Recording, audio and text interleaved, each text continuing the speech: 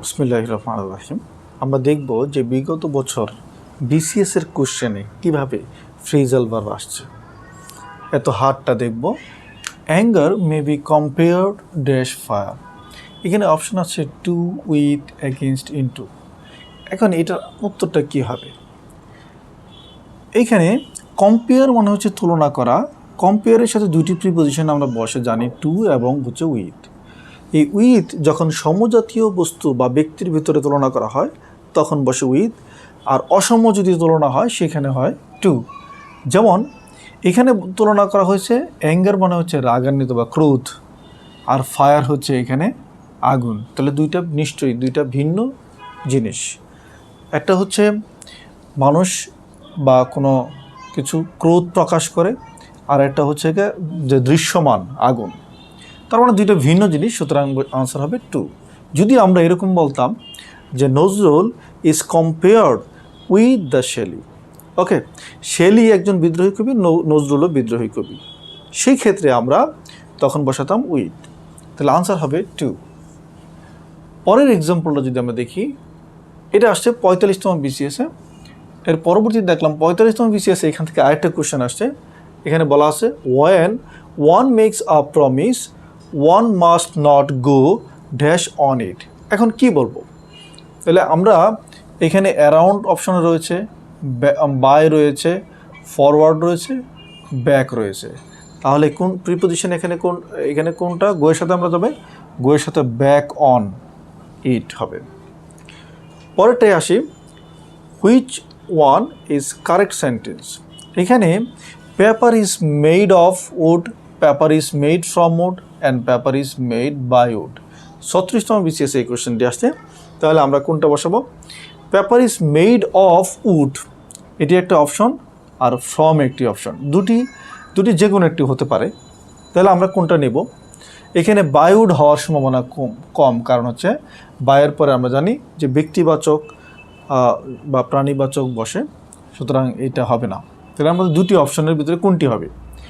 যখন আমরা দেখব যে দৃশ্যমান থাকে, একটি উপাদান থেকে আরেকটি উপাদান উৎপাদন হচ্ছে কিন্তু দুইটি উপাদানই দৃশ্যমান, তখন বসবে অফ। যেমন আমরা এক্সাম্পল লিখেছি the ring is made of gold, রিংটি হচ্ছে গোল্ড দিয়ে তৈরি। এখন রিংয়ের ভিতরে কিন্তু গোল্ড কিন্তু দৃশ্যমান, সুতরাং এই ক্ষেত্রে আনসার হবে কি? অফ। আর এই বাক্যে আমরা দেখছি যে পেপার এবং উড, পেপারে নিশ্চয়ই আমরা উড দেখতে পাই না, তার মানে পেপারটা তৈরি হচ্ছে উড দিয়ে কিন্তু উডকে দেখা যাচ্ছে না, সেই ক্ষেত্রে হবে ফ্রম। কল টু মাইন্ড 33তম বিসিএস এই কোশ্চেন আসছে, সেটার উত্তর হবে রিমেম্বার। কল টু মাইন্ড মানে হচ্ছে রিমেম্বার বা স্মরণ রাখা। পাস অ্যাওয়ে, পাস অ্যাওয়ে অর্থ কি? এখানে আছে ডিসঅ্যাপিয়ার, ইরেজ, ফল, উত্তর হবে ডাই। পাস অ্যাওয়ে মানে কি? মৃত্যুবরণ করা। While living in poverty, the poet had to dash a great deal of sufferings. তাহলে এটা 31তম বিসিএস আসছে। আমরা জানি এই পুটাপুতি হচ্ছে সহ্য করা, যেহেতু তার প্রপার্টি ছিল, সুতরাং কবিকে কী করতে হয়েছে?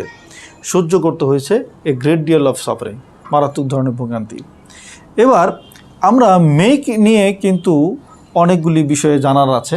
যেমন আমরা যদি বলতাম মেক অফ, মেক অফ মানে হচ্ছে পলায়ন করা। মেক অফ কি? পলায়ন করা। তাহলে দ্য থিফ মেড অফ মানে কি? চুটি পালিয়ে গেল। মেক আউট, মেক আউট মানে হচ্ছে আন্ডারস্ট্যান্ড বা বুঝতে পারা। I could not make out the reason, আমি বিষয়টা বুঝতে পারিনি। তাহলে মেক আউট হচ্ছে বুঝতে পারা, মেড অফ মানে পলায়ন করা, are made of O app যেটা, সেটা হচ্ছে তৈরি। এবার আমরা দেখব মেড আপ মানে হচ্ছে মনস্থির করা। মেড আপ কি? মনস্থির করা। এগুলি আপনার জন্য খুবই গুরুত্বপূর্ণ হবে যখন আপনি রিটেন পরীক্ষায় বসবেন তখন, এবং প্রিলিমিনারিতে এখান থেকে কোশ্চেন তো হয়ই।